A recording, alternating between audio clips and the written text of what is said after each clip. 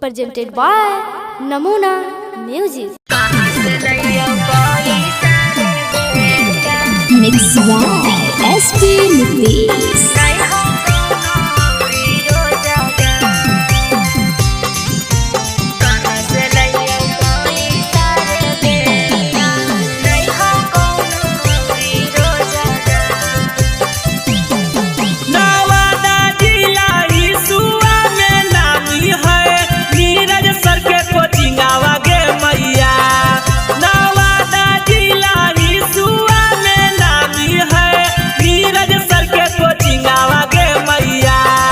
आगे बाड़ी रे नियामा से सिखाबो हकिन नीरज सर का मेस्टरी आगे मैया।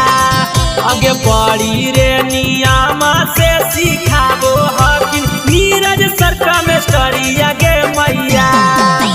कहाँ से तोरा पढ़ाई औरे बेटा, पापा तोरा हकुन बेरोजगार। कहाँ से लइयो पैसा रे बेटा, नहीं हो कौनो औरी रोजगार। कहाँ से लइयो पैसा रे बेटा, नहीं हो कौनो औरी रोजगार।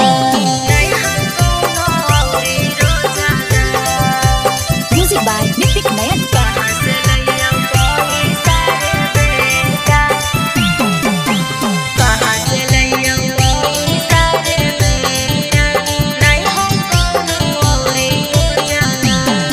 आगे बड़ी दुखा बात मैया बतइनी, गिर गेलौ अखिया से लोर। बड़ी दुखा बात मैया बतइनी, गिर गेलौ अखिया से लोर।